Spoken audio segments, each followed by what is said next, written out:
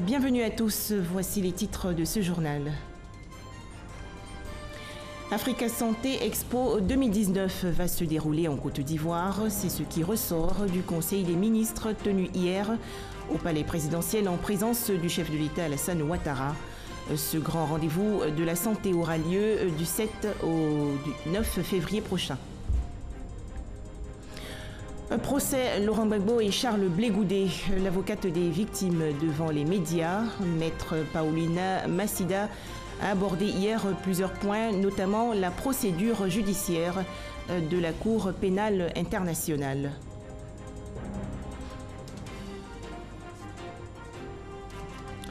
Enfin, 17 chefs d'État africains invités en République démocratique du Congo. Ils vont assister aujourd'hui à la cérémonie d'investiture de Félix Tshisekedi.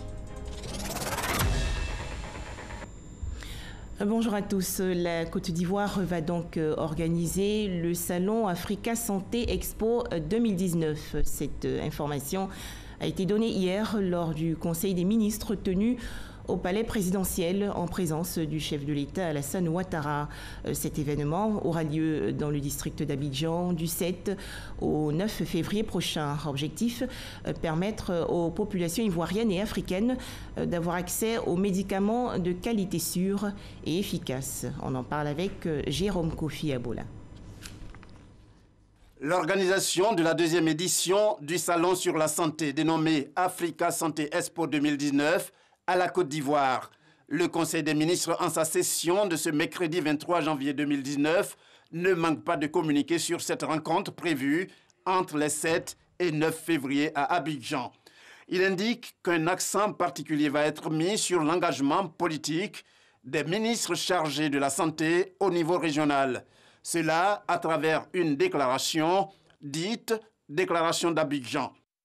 La déclaration d'Abidjan marquera la mise en place d'une plateforme collaborative réunissant les industriels, les professionnels de la santé et les experts en réglementation pour la promotion de partenariats dans des domaines de l'industrie afin de mobiliser les ressources nécessaires pour le développement de l'industrie pharmaceutique en Afrique. Une autre rencontre, également objet d'une communication au cours de ce conseil. Il s'agit du lancement des consultations régionales sur la modernisation de l'administration publique. Les consultations régionales ont pour objectif de garantir les conditions sociopolitiques de succès du programme de modernisation de l'administration développé dans le document de stratégie de modernisation de l'administration en cours de finalisation. Ces consultations se dérouleront avec la participation et le soutien de l'administration territoriale qui assurera la conduite des travaux à travers les préfets de région. Au cours du point presse, à l'occasion de ce conseil, les journalistes se préoccupent d'une certaine pression de l'exécutif sur les magistrats. Le garde des Sceaux, ministre de la Justice et des Droits de l'Homme, venu pour la circonstance, dit qu'il n'en est rien. Toutefois, il en appelle à la sérénité des magistrats dans l'exercice de leurs fonctions. Le garde des Sceaux, dans ses propos, appuyé par le porte-parole du gouvernement qui, lui, rappelle l'attachement du président de la République, Alassane Ouattara, à la séparation des pouvoirs. Fondamentalement, le président de la République reste attaché au respect scrupuleux de la séparation des pouvoirs. Ça, c'est véritablement le dogme de départ et à l'indépendance du pouvoir judiciaire. Donc, véritablement, il ne peut pas y avoir de mélange ou d'interférence de quoi que ce soit de l'exécutif au niveau du pouvoir judiciaire. C'est avec les divers que le Conseil a refermé ses portes. Et à ce chapitre, la visite d'amitié et de travail du président togolais Faure Gnassingbé en Côte d'Ivoire, le lundi 28 janvier 2019, figure en bonne place. Et à l'issue du Conseil des ministres, le garde des Sceaux, ministre de la Justice, Sansan Kambilé, s'est prêté aux questions des journalistes. Nous l'écoutons. La Constitution qui est abondamment citée et qui garantit l'indépendance de la magistrature doit être lue dans son entièreté quand on entend recourir à cette Constitution. Il est clairement indiqué que lorsque le juge estime son indépendance menacée, il doit saisir le Conseil supérieur de la magistrature. Vous voyez, autant la Constitution garantit l'indépendance, autant des mécanismes sont prévus pour veiller à cette indépendance. On parle également de menaces provenant d'un membre du gouvernement. Je suis moi-même membre du gouvernement. Raison de plus pour saisir le membre du gouvernement que je suis à l'effet d'interpeller au besoin mes collègues. Cela n'a pas été fait. En outre, on parle de mutation-sanction. Quand vous prenez la Constitution, et je l'ai toujours sur moi, l'article 146 dispose que le Conseil supérieur de la magistrature donne son avis conforme sur la mutation et la promotion des magistrats du siège. L'avis conforme veut dire que si le Conseil supérieur n'est pas d'accord, la mutation ne se fait pas. Il ne peut donc y avoir de mutation-sanction. Je ne vais pas tomber dans la polémique. Je voudrais au contraire appeler les magistrats à plus de sérénité, qu'ils soient au travail, qu'ils œuvrent, puisque la justice est rendue au nom du peuple, qu'ils œuvrent pour le peuple et qu'ils soient sereins. Beaucoup d'efforts sont faits par le chef de l'État et par le gouvernement pour justement faire en sorte que les magistrats soient dans des conditions psychologiques, matérielles et morales satisfaisantes. Si un juge estime que son indépendance, son intégrité physique ou morale est menacée, il s'adresse au Conseil supérieur de la magistrature. Et c'est là où sont débattues ces questions. Donc, le Conseil supérieur, je suis membre du Conseil supérieur de la magistrature, on n'a pas été saisi.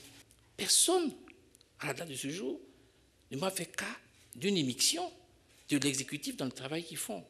Cette déclaration qui est intervenue ne précise rien. Ne précise rien. C'est la raison pour laquelle j'appelle l'ensemble des magistrats placés sous ma tutelle technique à plus de sérénité, à œuvrer dans leurs offices, à travailler, sans se laisser perturber par ce genre de déclaration. Pour le président de la République, il n'est point question d'autoriser l'émission de l'exécutif dans quelque corps ce que soit, ni au niveau du législatif, ni au niveau du judiciaire. Tout ce qui est fait doit être fait dans un cadre légal. Il tient au respect de l'indépendance de la justice. L'immunité, que ce soit des magistrats, que ce soit des parlementaires, ne constitue pas un privilège. C'est une simple protection accordée aux parlementaires pour l'exercice de leur profession. Ce n'est pas un privilège. Nul ne doit être au-dessus de la loi. Donc je peux vous le confirmer. Il n'y a pas d'immunité absolue. Il y a des procédures qu'il faut respecter. Et la justice respecte les procédures. L'État de Côte d'Ivoire n'a nullement participé ni à la détermination des témoins, ni à la détermination des preuves, ni à quoi que ce soit. Nous sommes tenus de coopérer. C'est-à-dire que lorsque la CPI nous demande de faciliter le voyage de telle ou telle personne, nous le faisons. Lorsque la CPI estime qu'il y a quelqu'un qui est incarcéré, qui devrait être transporté à la CPI, nous aidons à le faire. Mais nous n'avons pas participé à quelque instruction que ce soit. Un tout autre sujet à présent, le procès Laurent Gbagbo et Charles Blé Goudé. L'avocate des victimes était hier face à la presse. Maître Paulina Massida s'est prononcée sur la procédure judiciaire de la Cour pénale internationale. L'avocate des victimes dans le procès de Laurent Gbagbo Charles Blé Goudé s'exprime sur les derniers développements de l'affaire. Face à la presse, Maître Paulina Massida apporte des précisions sur la décision de l'acquittement et la suspension de la libération de Laurent Gbagbo et Charles Blé Goudé.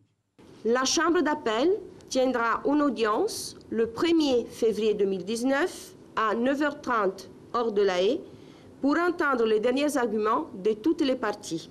La Chambre d'appel ne rendra pas sa décision à la dite audience.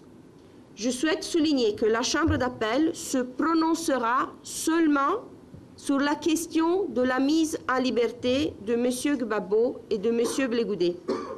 En ce qui concerne la décision d'acquittement, il faudra attendre le dépôt par la Chambre de première instance de sa décision écrite motivée. Par la suite, l'accusation pourra déposer un appel à l'encontre de la décision d'acquittement. 729 victimes autorisées par les juges de la Cour pénale internationale ont pris part à la procédure. Selon la représentante des victimes dans l'affaire Laurent Gbagbo et Charles Blé Goudé, les victimes déçues de la décision d'acquittement attendent que justice leur soit rendue. Les victimes ont contribué à la procédure en partageant et expliquant leurs souffrances et les nombreuses conséquences des crimes sur leur vie, leur famille et leur communauté. Conséquences qui ont encore des répercussions sérieuses dans leur quotidien. Les victimes que je représente restent confiantes de pouvoir poursuivre leur quête de justice devant la Cour pénale internationale. Le 15 janvier, la Chambre de première instance de la Cour pénale internationale a prononcé l'acquittement et la mise en liberté des deux leaders politiques. Le lendemain, une demande de suspension de cette décision réclamée par l'accusation est rejetée.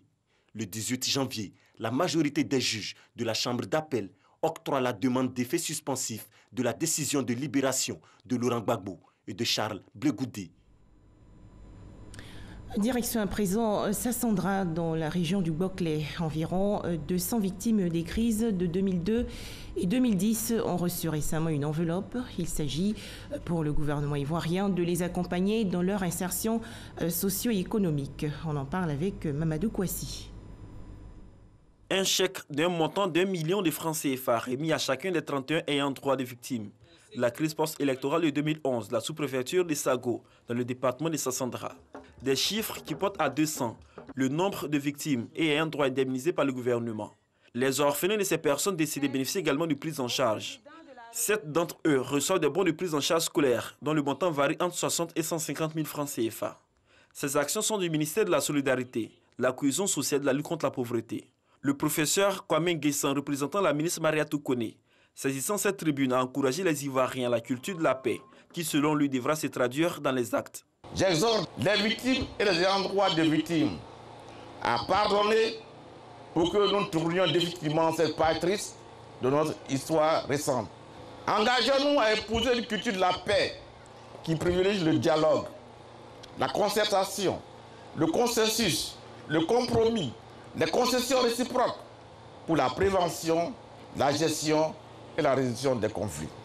Les bénéficiaires ont exprimé leur gratitude au gouvernement qui vient les soulager après le décès de leurs parents. Leur porte-parole a signifié que ce soutien permettra de réaliser des activités génératrices de revenus afin de favoriser une vie décente dans les familles. Satisfaits de toutes ces actions sociales à l'endroit des victimes, les associations de victimes expriment leur reconnaissance à l'État tout en souhaitant que toutes les victimes soient prises en compte. Elles l'ont fait au cours d'une déclaration. Au Rwanda, là, on sait comment s'est passée l'indemnisation. C'était un simple pardon, puis c'est fini. Même en Afrique du Sud, c'est plus de 50 personnes, c'est une bonne mémoire. Quand j'ai regardé Delmont surtout, il n'y a pas eu de grand indemnisation. Il n'y a pas, c'est la première fois au monde. Mais quelqu'un a dit que la Côte d'Ivoire fait de l'effort, les autorités font de l'effort. Mais quand même, il faut qu'on les accompagne. Donc notre rôle, c'est de continuer de plaidoyer, d'encourager le gouvernement, le président Alassane Ouattara et le gouvernement à améliorer les conditions de vie des victimes des crises ivoiriennes. C'est de ça qu'il est question. En plus des indemnisations, le gouvernement, à travers le ministère de la Solidarité, de la cohésion sociale et de la lutte contre la pauvreté, a lancé la phase d'assistance des victimes en vue de mener des activités génératrices de revenus pour se prendre en charge.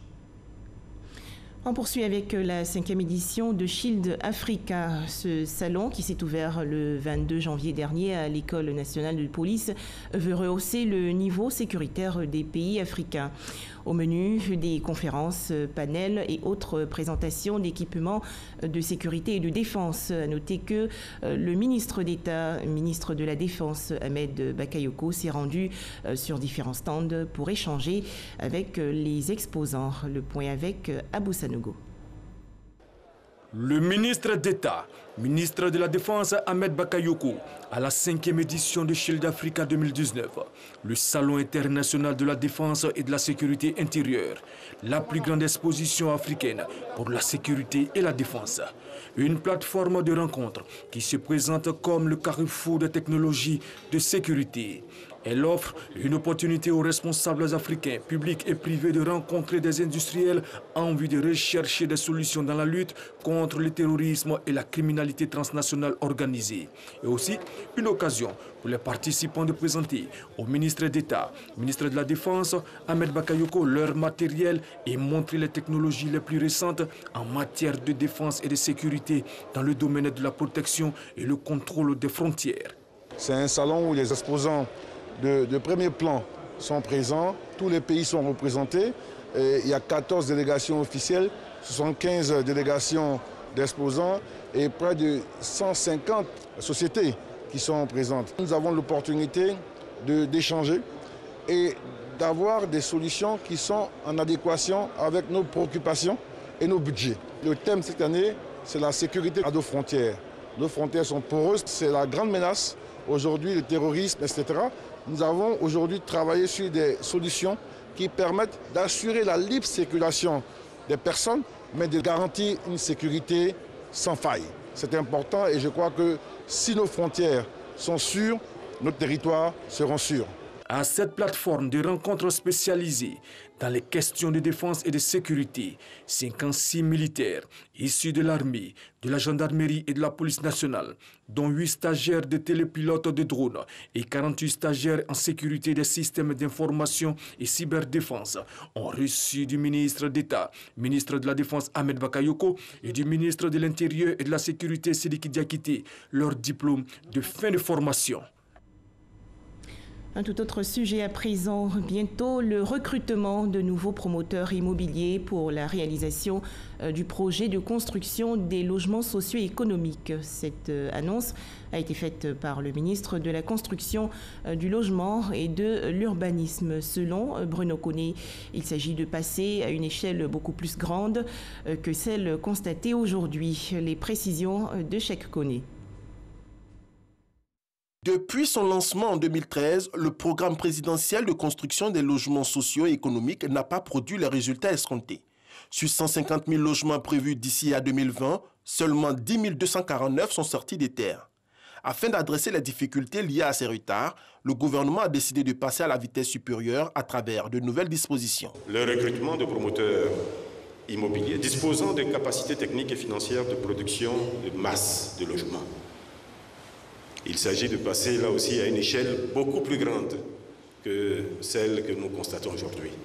Nous encourageons les promoteurs nationaux à s'allier à des promoteurs internationaux qui ont l'expertise, qui ont les capacités pour aller plus vite, plus fort. À cela, il faut ajouter la mise en œuvre de techniques innovantes de construction, la facilitation de l'accès au crédit à la fois pour les promoteurs et pour les acquéreurs. Pour Bruno Koné, il y a nécessité de redéfinir la politique du logement social en Côte d'Ivoire pour la prise en compte des réalités locales d'une part et la fixation d'un prix adapté d'autre part. Le principe est simple. Si vous voulez faire du logement social, il faut faire un logement adapté aux populations qui ont le moins de moyens. Et pour faire un logement qui est adapté à ces populations, il faut qu'il soit le moins cher possible. Et pour qu'il soit le moins cher possible, la solution, ce n'est pas un cahier de charges qui crée au contraire une inflation au niveau du coût du logement, y compris du logement social. Au niveau du développement des villes, il est prévu pour 2019 une restructuration des quartiers précaires à Abidjan où vivent plus d'1 million de personnes, a annoncé Bruno Nabagno Koné. Pour ce qui est du cadre réglementaire des secteurs de la construction et de l'habitat, un projet de code en cours d'élaboration sera finalisé dans le courant du premier trimestre 2019. Ce code permettra de disposer d'un cadre réglementaire lisible et sécurisé. Et surtout, il évitera nombre de malentendus avec les usagers de nos services. Pour la mise en œuvre de tous ces chantiers, le ministre de la Construction, du Logement et de l'Urbanisme dit pouvoir compter sur l'efficacité de toutes ces structures sous tutelle. Alors construire des maisons, c'est bien, mais il faut également respecter avec rigueur les règles d'urbanisme. C'est l'appel lancé récemment par le ministre de la Ville. Après les communes d'Adjamé, de Cocody et de Yopougon, Albert François Amiché a visité plusieurs sites à Bergenville et Grand-Bassam. On fait le point avec Mamadou Kouassi. La cité Kessé dans la commune de Bergenville n'échappe pas aux inondations provoquées par les fortes pluies qui tombent sur le district d'Abidjan. Les habitats situés dans le secteur nord de cette cité sont également menacées par un gros ravin. Un peu plus loin, ce sont des maisons qui sortent de terre dans un bassin d'orage et d'autres encore dans des lits de rivières. C'est le constat fait par le ministre de la Ville, François-Albert Amicha. Il a profité de cette visite de terrain pour sensibiliser les promoteurs immobiliers et aussi les particuliers au respect des normes d'urbanisme. On ne peut pas créer une ville et puis que les enfants aient à parcourir des kilomètres pour aller à l'école. On ne peut pas faire une opération immobilière sans prévoir tout cela. Et vous en êtes les victimes, vous vivez dedans, vous avez épargné pour avoir un toit, mais c'est un toit où vous devez disposer de toutes les commodités. S'il vous manque un aspect, cela vous rend mécontent, insatisfait. Or, ce n'est pas le but. Le ministère de la Ville est chargé donc de pouvoir veiller à tout cela. Le ministre de la Ville soutient qu'en collaboration avec les autres ministères techniques, il sera mis en place une procédure afin de faire régner la discipline dans ces nouveaux quartiers qui naissent dans le district d'Abidjan. Après Benjerville, cap sur la ville de Grand Bassam. Ici, il est constaté de la construction de bâtisses et d'une zone industrielle à moins de 50 mètres de l'autoroute de Grand Bassam, pendant que la réglementation en vigueur recommande une distance de 100 mètres minimum. Albert François Amicha a signifié que la loi sera appliquée dans cette partie de la ville de Grand Bassam afin d'éviter les installations anarchiques. Le ministre de la Ville a rassuré également les autorités de la ville de Grand Bassam des dispositions prises par le gouvernement afin d'accompagner la politique de développement de cette ville, patrimoine mondial de l'UNESCO.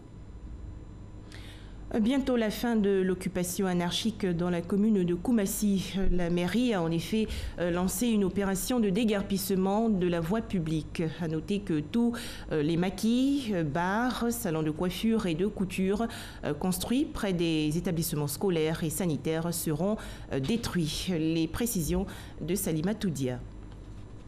À la récréation, Mori décide de se soulager.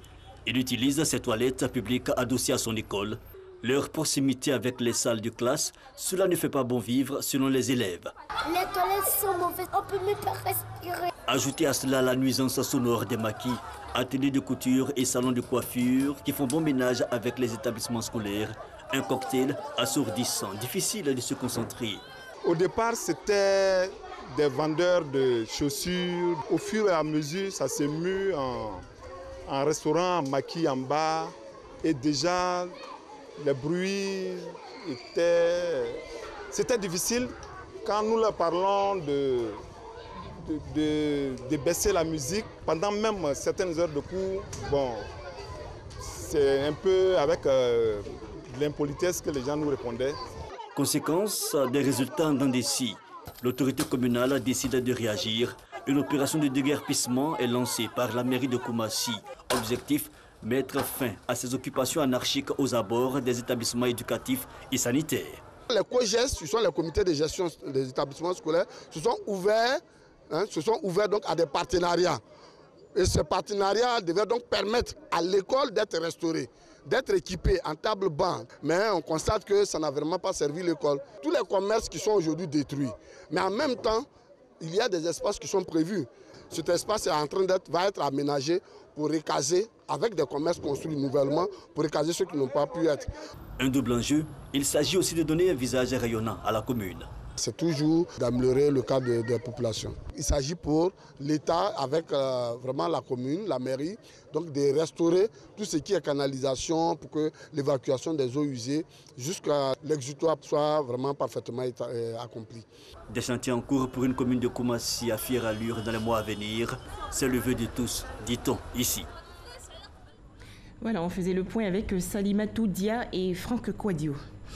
On s'intéresse à présent à la 5e édition de la Semaine des douanes ivoiriennes. Cet événement a démarré hier dans le district d'Abidjan, suivi des travaux du séminaire bilan 2018. Alors, quelle perspective pour la nouvelle année 2019? On en parle avec Lanciné Bakayoko. En 2018, les douanes ivoiriennes ont recouvré 1747 milliards sur un objectif de 1813 milliards de francs CFA, soit un manque à gagner de 66 milliards. En cause, les restrictions liées à l'importation des véhicules de plus de 5 ans et l'exigence de certificats de conformité à l'embarquement. Malgré ces difficultés, d'importantes actions ont été menées sur les chantiers de la modernisation des douanes. Il s'agit notamment de la poursuite des mesures inscrites dans le cadre du processus de simplification des procédures, de facilitation des échanges et de lutte contre la fraude. Il s'agit également du renforcement de la dimension éthique en vue de promouvoir les valeurs morales qui fondent la déontologie des douanes. Sur cette question d'éthique, le gouvernement a créé un conseil de discipline sectorielle.